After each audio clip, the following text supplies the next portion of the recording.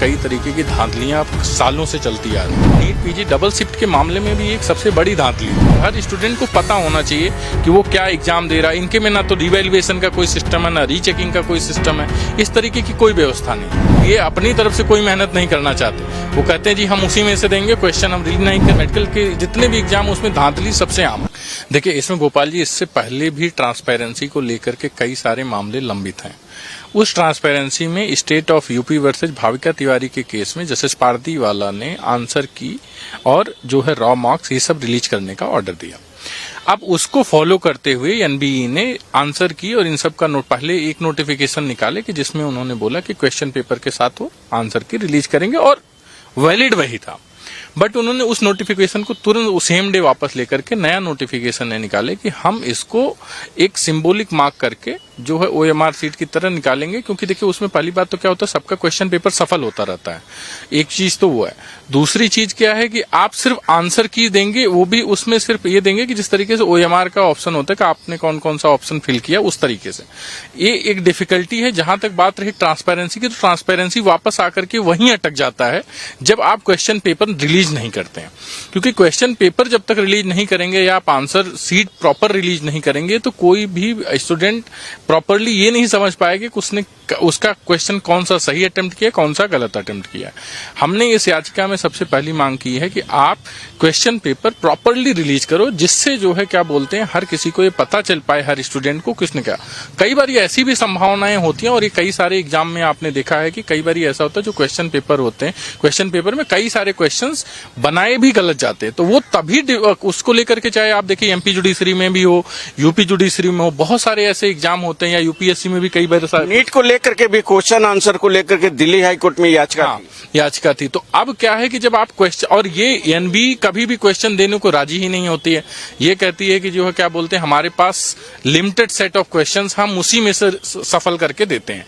जबकि 19 सब्जेक्ट होते हैं नीट पीजी एग्जाम के लिए, और कोई निर्धारित सिलेबस नहीं है इस नीट पीजी एग्जाम के लिए। उस 19 सब्जेक्ट में कौन कहां से क्या सवाल पूछेंगे कोई निर्धारित। फिर एनबीई का ये कहना कि हमारे पास जो है लिमिटेड सेट ऑफ क्वेश्चन है, इस कारण हम, और इस चीज को उन्होंने जो है कोर्ट के सामने भी कई बार बोला कि just because of this issue हम जो है क्वेश्चन पेपर देने में अनेबल है। उन्हीं सब चीजों को लेकर के हमने उनका जो नया करंट नोटिफिकेशन आया है, जो सिर्फ और सिर्फ एक सिंबॉलिक तरीके से आंसर की रिलीज करने का, उसको हम चैलेंज किए हैं कि आप इसको पारदर्शिता की अगर बात है तो उसको प्रॉपर तरीके से आप लें। नई अधिसूचना क्या है और पुरानी अधिसूचना में क्या कहा गया? देखिए नई अधिसूचना ये थी कि नई अधिसूचना में, तो पुरानी अधिसूचना की अगर बात नोटिफिकेशन की बात करें तो उनसे उसमें तो आंसर की रिलीज से लेकर के कोई बातचीत थी ही नहीं। वो तो जब state of UP versus Bhavika Tiwari के जब केस आया तो उसी में जो है ये जस्टिस पारदीवाला के जजमेंट पे इन्होंने नोटिफिकेशन निकाला। लेकिन अब नई नोटिफिकेशन में भी क्या, पहले मैंने बोला ना 2 नोटिफिकेशन, एक में तो वो ये था कि जो है क्या बोलते हैं वो निकालेंगे सारी चीजें आंसर की के साथ, लेकिन उस नोटिफिकेशन को वापस लेकर के इन्होंने वापस दूसरा नोटिफिकेशन निकाला जिसमें वो वापस इसी तरीके से कि हम सिंबॉलिक तरीके से आंसर की रिलीज करेंगे, आप उसी तरीके से देखेंगे। उसमें बहुत सारी डिस्क्रिपेंसी आती है, तो वापस मामला वहीं का वहीं रह जाता है।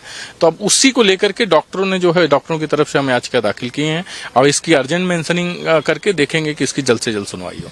आखिर क्यों नीट पीजी को लेकर के बार बार सुप्रीम कोर्ट में याचिका दायर की जाती रही है? इससे पहले भी याचिका दायर की गई थी कि 2 शिफ्ट में एग्जाम कराने की बात कही गई थी और आप ही उसमें वकील थी याचिकाकर्ता के। आखिर क्यों ऐसा हो रहा है? देखिए उसमें सबसे बड़ी बात अगर देखें तो नीट पीजी में कई तरीके की धांधलियां सालों से चलती आ रही हैं।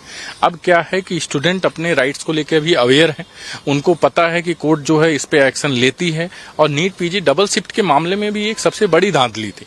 डबल शिफ्ट का कोई सेंस बनता ही नहीं है। नॉर्मलाइजेशन का एक मेथड उस टाइम पे जस्टिस विक्रमनाथ ने बहुत तरीके से बोला कि नॉर्मलाइजेशन एक ऐसा प्रक्रिया है जिसको स्पेशल केस सिनेरियो में यूज किया जाता है। आप इसको 365 दिन लागू नहीं कर सकते। अब एक समस्या खत्म हुई तो दूसरी समस्या आ गई। तो ये कोर्ट के साथ भी बहुत रिजिड रहते हैं और हमें लगता है कि ट्रांसपेरेंसी इतने बड़े, आप जब देश का एक हेल्थ केयर डिसाइड कर रहे हो, आप उनका भविष्य डिसाइड कर रहे हो, तो हमें लगता है ट्रांसपेरेंसी पूरी तरीके से होनी चाहिए और एक ओपेक सिस्टम होना चाहिए और हर स्टूडेंट को पता होना चाहिए कि वो क्या एग्जाम दे रहा है। इनके में ना तो रिवैल्यूएशन का कोई सिस्टम है, ना रीचेकिंग का कोई सिस्टम है। इस तरीके की कोई व्यवस्था नहीं है। यानी कि पूरी तरीके से स्टडी करके ये जो सिलेबस सिलेबस तैयार किया गया है वो तैयार नहीं किया गया, यह कहना चाहते हैं। हाँ, ये देखिए, ये तो कहते हैं कि जी हमारे पास लिमिटेड सेट है ऑफ क्वेश्चन, हम उसी को हर साल रीसफल करते हैं और देते हैं। मतलब ये अपनी तरफ से कोई मेहनत नहीं करना चाहते। वो कहते हैं जी हम उसी में से देंगे, क्वेश्चन हम रिलीज नहीं करेंगे। और दूसरी बड़ी बात है कि ये रिकॉल बेस्ड सिस्टम है। जब आप क्वेश्चन नहीं देते तो क्या करते हैं, कोचिंग सेंटर्स वाले क्वेश्चन पेपर रिलीज करते हैं, दो बच्चों से पूछ करके रिलीज तो करते हैं क्वेश्चन सेट। ऐसा नहीं कोई क्वेश्चन पेपर रिलीज नहीं होता। तो मेरा सवाल है, आप रिलीज करो उसे और आप मेहनत करो। आप ऐसा थोड़ी है कि जो है आप बोलोगे कि जी हमारे पास सवाल ही खत्म है। इस तरीके से कल को यूपीएससी बोले जी सवाल खत्म है, जुडिशरी के एग्जाम वाले बोल दें कि जी हमारे पास सवाल खत्म, हम तो जो ऐसे।